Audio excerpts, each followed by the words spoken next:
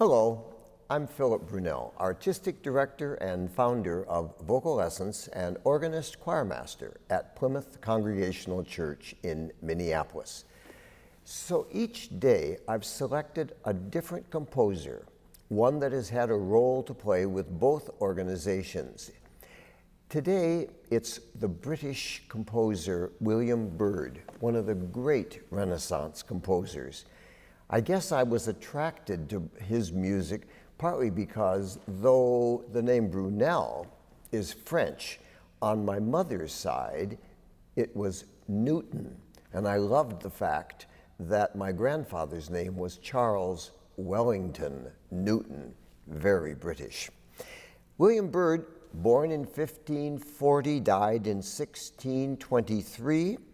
He was not only a composer, he was an organist. In 1575, along with Thomas Tallis, they got a patent which was given to them by Queen Elizabeth I to print a series of motets. And talk about being savvy. They did 34 motets. Each of them did 17, and the reason they did that number was because Queen Elizabeth was in the 17th year of her reign, and so therefore that made sense. In the 1570s, Byrd became Catholic, which in those days was not necessarily a good thing, so he was rather quiet about that.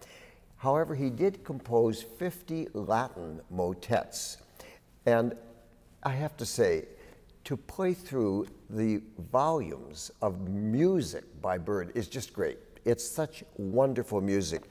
So here is one of his little pieces, the beginning of it, which I've always thought was one of his most elegant, though very simple in terms of movement.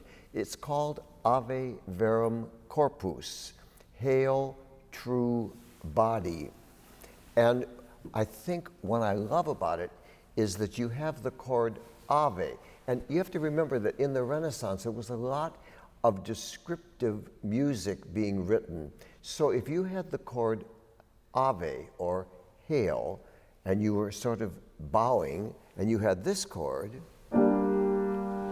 you likely then had to bow. You see, you have this, and then this. But the next chord on the word verum, or true, had to be something quite amazing. In today's world, it probably doesn't sound like much, but in the Renaissance, to have gone from here to here, and then to here,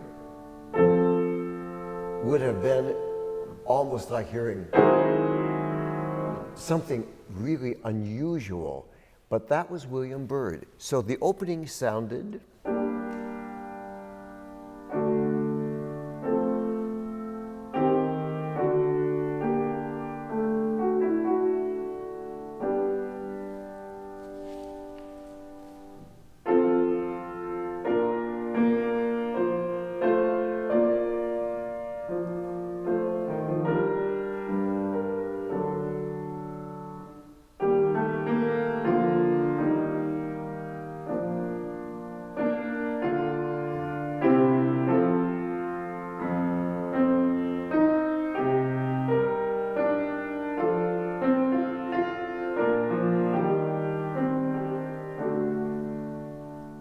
So you can see the very kind of devotional sense of that music. Now, not all of William Byrd's music was soft and slow and devotional. He wrote a piece for Advent, another piece that has been sung a number of times here at Plymouth Church. His setting of Vigilate, the words, be watchful. And in this one, you have just so much energy and movement. It was written for it was written for soprano, alto, tenor, and 2 basses. So you have this opening.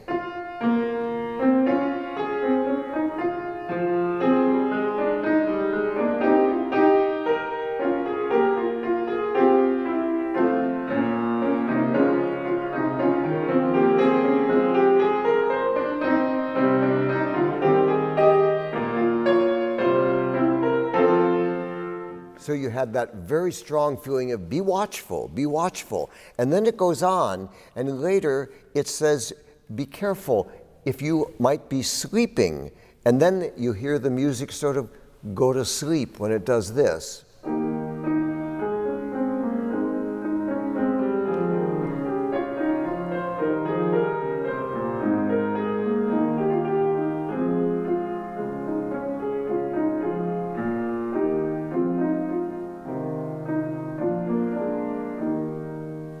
And then suddenly it says, or if not sleeping, if when the rooster crows, and suddenly the rooster comes out in the basses.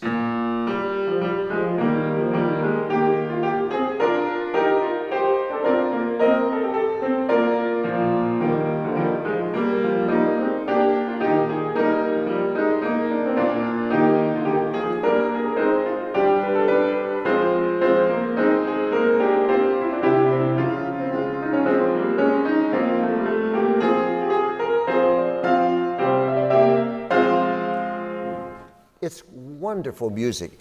Every piece of William Byrd's has something descriptive that happens with the music, both with the way that you hear it and with what he's trying to depict. In the 1600s, he composed 3 great settings of the Mass, which are still heard all over the world. Single movements, the Kyrie, the Gloria, whatever. And he also then wrote 109 motets, an amazing amount of music from this man. Now, he also, in addition to all this choral music, he wrote a great deal of keyboard music.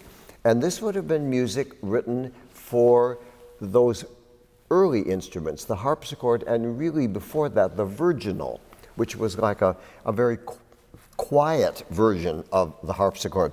And so this book, which is called, I love this, it's called Parthenia. And Parthenia is a term here that actually refers to the fact of that since the queen was a virgin, he was writing for the virginal. And he says at the beginning, talk about florid. The virgin Parthenia, whilst yet I may, I offer up to your virgin highnesses, to you, gracious lady, even from the birth she was intended, and now I trust shall be more welcome, having learned to tune and twine together. And it goes on and on. It's very, very extraordinary. So he composed a number of dances, and one of them I would like to play for you is, if you can just imagine this is on a virginal or a harpsichord, was the Galliard. And the Galliard was one of those dances that was very athletic. It had leaps and jumps and hops.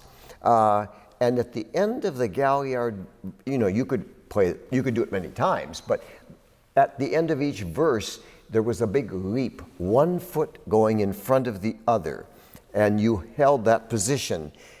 It's said that Queen Elizabeth I loved the Galliard, and that every morning as her exercise, she would dance 6 or 7 Galliards.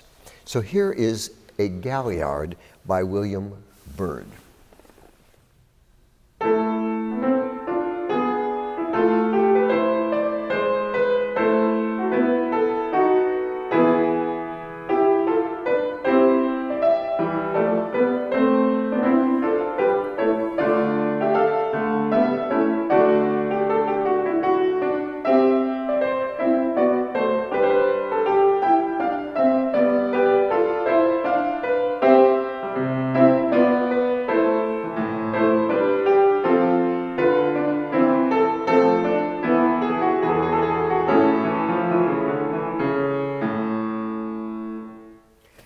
Have a wonderful day.